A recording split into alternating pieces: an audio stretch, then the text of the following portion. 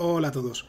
Hoy quería hablar de los agujeros negros, que seguro que a muchos de vosotros os resultan familiares y seguramente porque son un poco complejos de entender, tanto qué son como qué sucede cuando nos acercamos a un agujero negro, cómo afectan al espacio-tiempo. Y hoy quería aprovechar y hablar de algunos de esos aspectos porque hay fenómenos realmente extraños y curiosos cuando te acercas demasiado a un agujero negro. Pero primero hay que explicar qué es un agujero negro. Un agujero negro es simplemente un resto estelar, es el cadáver de una estrella muy masiva que ha llegado al final de su vida. No todas las estrellas se convierten en agujeros negros. Hay tres tipos de cadáver estelar. Están las enanas blancas, que son las estrellas más pequeñitas, tipo como el Sol o incluso más pequeñas. Están las estrellas de neutrones, que son estrellas que en su núcleo tenían entre 1,4 y 2,8 veces la masa de todo el Sol. Y por encima de ese tamaño están los agujeros negros. Las estrellas que tienen más de 3 veces la masa del Sol en su núcleo se convierten en agujeros negros al final de su vida. Para que os hagáis una idea, un agujero negro de masa estelar, que es como se llama el tipo de agujero negro creado por una estrella al final de su vida, tiene solo 20 kilómetros de diámetro, aproximadamente, y en ese espacio, en solo 20 kilómetros, se confina la masa de 3 veces el Sol. Es un objeto increíblemente denso. No es el único tipo de agujero negro que hay. Hay también otro que es el agujero negro supermasivo, que se cree que está en el centro de las galaxias grandes, como Andrómeda o la Vía Láctea. En el caso de la Vía Láctea es Sagitario A estrella, como se le llama. Son mucho más grandes. En el caso de Sagitario A estrella se calcula que podría tener un diámetro de unos 44 millones de kilómetros. Es decir, es muchísimo más grande que un agujero negro de masa estelar. Y teóricamente hay un punto intermedio, que es el agujero negro intermedio, que tendría pues unas 100.000 veces la masa del Sol. Estaría a caballo entre un agujero negro de masa estelar, que son pequeñitos pero matones, y los agujeros negros supermasivos, que son gigantescos y que están en el centro de las galaxias. El problema, no se ha detectado ninguno. Hay algunos candidatos, se cree que se han identificado algunos objetos que podrían ser agujeros negros intermedios, pero de momento no se ha confirmado que lo sean. Entonces nos queda ese punto perdido, digamos, entre los agujeros negros pequeñitos y los muy grandes.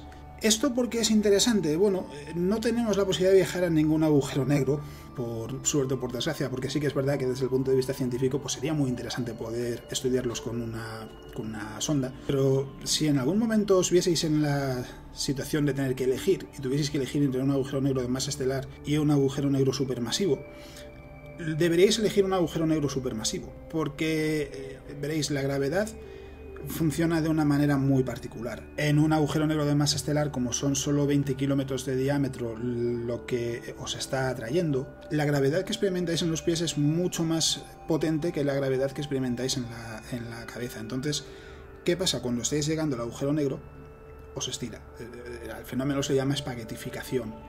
Y eso produce, evidentemente, que muráis.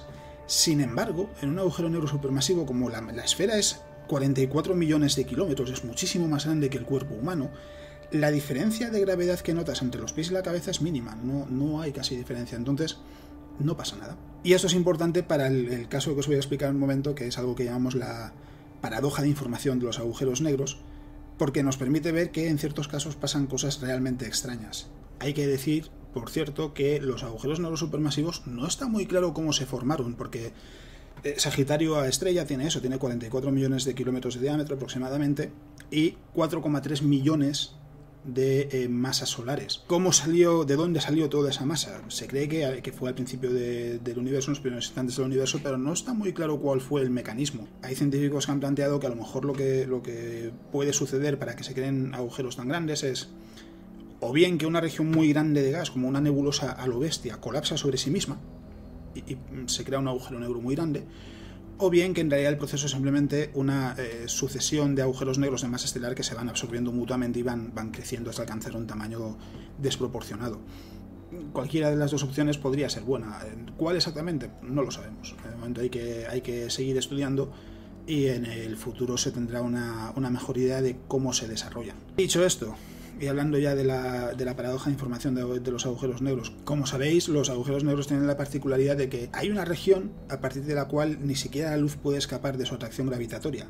La gravedad de un agujero negro es tan intensa que ni siquiera la luz puede escapar de ella. A esa región la llamamos el horizonte de sucesos, porque no podemos ver qué pasa más allá de ese punto. Y si estuvieses en el interior de un agujero negro, si pasases el horizonte de sucesos, tampoco podrías ver qué es lo que pasa en el universo que has dejado atrás, porque no te llegas o sea, esa información no la puedes ver. Os cuento esto porque esa es la fuente de lo que se llama la paradoja de información.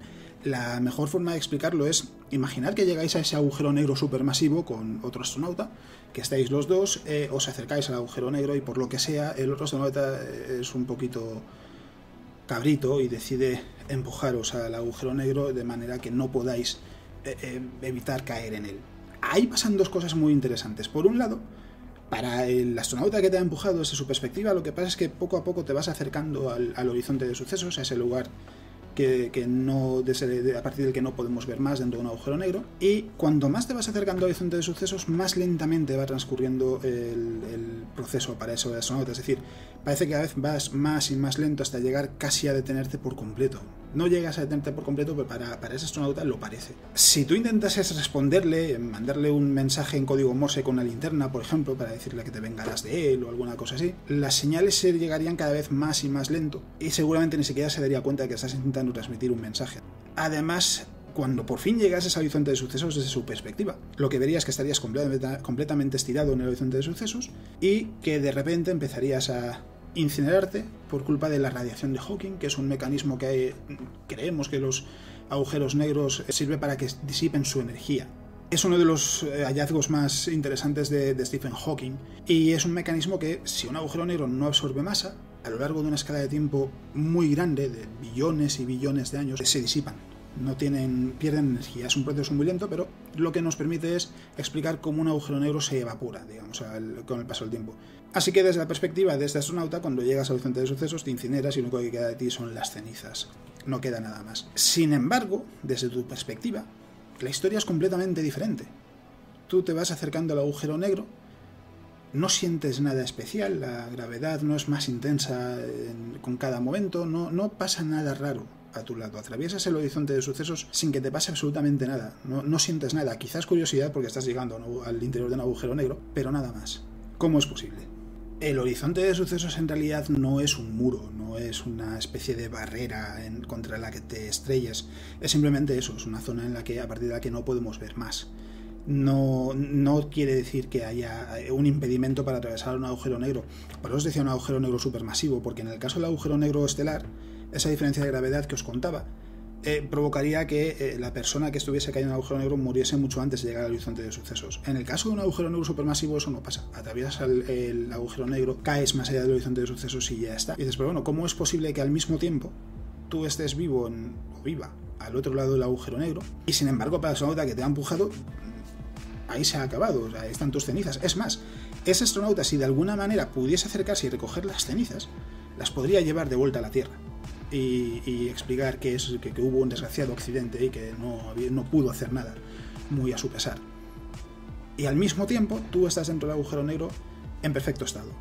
Aquí es donde hay que hablar de las leyes de la física, porque las leyes de la física lo que dicen es que la información que da cuenta de tu existencia, cada bit de información que permite demostrar que existes en el universo, no puede desaparecer del universo, es decir, no puede atravesar el horizonte de sucesos porque si no ya no lo podríamos recuperar. Por eso para este astronauta la historia tiene que ser así, la historia tiene que ser que en el horizonte de sucesos se acabó para ti.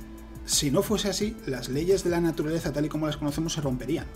Para el astronauta no tendría sentido, tiene que funcionar así. Lo que pasa es que no nos podemos quedar solo en esa interpretación porque entonces lo que estamos haciendo es decir que la teoría de la relatividad de Einstein no funciona. Y sabemos que funciona. Y eso quiere decir que es la propia naturaleza la que dice que tienes que estar a un lado del agujero negro y a otro. Y lo podemos rizar incluso un poquito más. Esa información que os contaba, la información que compone que da muestra de nuestra existencia en el universo, por decirlo así, no puede ser clonada. Es decir, no puedes obtener en el mismo lugar dos copias de tu información, de los bits de información que componen tu existencia. Por eso es una paradoja. ¿Cómo se resuelve? El planteamiento es precisamente que la explicación está en el horizonte de sucesos. Es decir, como no podemos atravesar el horizonte de sucesos y volver de él, aunque haya dos copias de la información, las dos copias están aisladas de la otra y por tanto, al mismo tiempo, en el universo te conviertes en historia y no hay rastro de ti más que en forma de cenizas, y sin embargo dentro del agujero negro estás en perfecto estado, y si es un agujero negro lo suficientemente grande, hay un punto, el centro de un agujero negro en realidad es una singularidad. Los llamamos así porque en realidad lo que quiere decir de una forma muy elegante es que la física no tiene ni puñetera idea de qué es lo que pasa dentro. Simplemente la teoría de la relatividad de Einstein, al aplicarla a estos lugares, al espacio-tiempo en un lugar tan extremo, se rompe. Lo que nos dice es que la curvatura del espacio es infinita, y evidentemente no hay nada infinito en la naturaleza, no hemos visto nada infinito. Entonces lo que nos indica que matemáticamente algo deje de funcionar es simplemente que no conocemos exactamente qué es lo que pasa en el centro de un agujero negro. Hasta que caigas a la singularidad del agujero negro, es decir, hasta que llegues al centro, si es lo suficientemente grande podrías vivir el resto de tu vida sin ningún tipo de problema. Es más, quizás te preguntes, ¿y cómo sería el mundo dentro de un agujero negro? ¿Cómo sería la vida dentro de un agujero negro? La respuesta puede que sea a tu alrededor. Es una de las teorías quizás más extrañas y más cautivadoras de los agujeros negros. Hay quien plantea que quizás los agujeros negros son semillas, por decirlo así, de otros universos, y que la singularidad en realidad es simplemente pues eso, el cascarón de un nuevo universo. Dentro de esa teoría lo que quiere decir es que nuestro universo nació seguramente de un agujero negro de otro universo anterior, y los agujeros negros de este universo evidentemente son el lugar de nacimiento de otros universos. De hecho, hay una hipótesis, y se le llama hipótesis a todo aquello que no se ha podido demostrar y que no se ha podido comprobar que realmente funciona así, que plantea que el Big Bang y la singularidad de un agujero negro están relacionadas. ¿Por qué? Porque en ambos puntos nuestro conocimiento de la física se rompe. El Big Bang normalmente se dice que era un punto de densidad muy elevada y una temperatura muy elevada. Pero hay quien dice también que lo podemos interpretar como un punto de densidad infinita y temperatura infinita. Volvemos a lo mismo. No hemos visto nada infinito en el universo. Quizás el universo en sí mismo en extensión sí sea infinito, pero ese es otro tema, no tiene nada que ver con esto en particular. Y tenemos que la singularidad de un agujero negro también se rompe. Es decir, tanto el Big Bang como un agujero negro, como una singularidad de un agujero negro son la misma cosa, según esta hipótesis. Y por tanto, lo que puede ser es el nacimiento de cada uno de esos universos. Además, este mecanismo lo que nos permitiría explicar es cómo podría existir un multiverso, es decir, un universo de universos en el que cada universo es diferente y cada universo tiene características y funcionamientos diferentes. Las leyes de la naturaleza en un multiverso probablemente, si existiese, porque no sabemos si existen otros universos o si este es el único que hay, serían diferentes. Quizás la velocidad de la luz aquí son 300.000 km por segundo y quizás en otro universo serían 200.000 o 450.000 km por segundo o 60 km por hora. Lo interesante de esta hipótesis es precisamente eso, que nos permite ver una manera en la que el multiverso podría ser posible dentro de lo que conocemos en la física actual. Pero como os decía, es solo una hipótesis porque no hay ninguna forma, al menos no hay ninguna todavía que sea realmente viable o que parezca factible de comprobar si hay otros universos. De momento no sabemos cómo hacerlo y lo único que sabemos es que este universo existe. ¿Es el único? Puede que sí, o puede que no, puede que haya infinitos universos, pero ahora mismo es una pregunta que no podemos responder.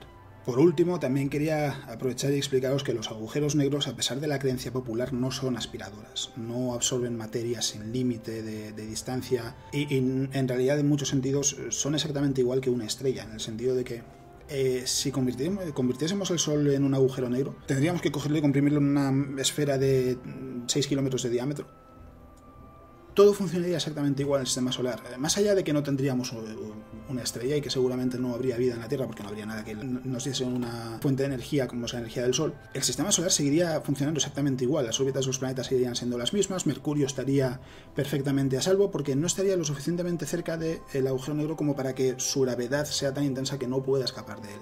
Es decir, aunque mantuviésemos ese agujero negro aquí 500.000 millones de años, no absorbería el sistema solar porque no es una aspiradora, y lo mismo pasa con los agujeros negros supermasivos, que es una de las confusiones más habituales que se suele ver. El alcance de los agujeros negros gravitacionalmente sí es limitado, exactamente igual que cualquier otro objeto celeste, las galaxias. La gravedad es de cualquier cosa, sea de una estrella, de un planeta o de una galaxia, tiene un alcance ilimitado. La intensidad de la gravedad sí disminuye con el cuadrado de la distancia, cuanto más nos alejamos, más rápidamente baja la intensidad de la gravedad de un objeto, pero eso es todo. Es decir, ese funcionamiento del agujero negro en el que no puedes escapar de eso es solo una región muy pequeñita cerca del agujero negro, no es una aspiradora que vaya trayendo cosas desde más lejos. Así que ya sabéis, los agujeros negros no solo son fascinantes porque son los objetos más densos del universo y además los podemos utilizar pues, para estudiar incluso objetos más lejanos porque su gravedad es tan grande con espacio-tiempo que distorsionan la luz de objetos más lejanos y a veces actúan incluso como una lupa, hacen que podamos ver objetos que están demasiado lejos para que nuestros instrumentos los puedan detectar,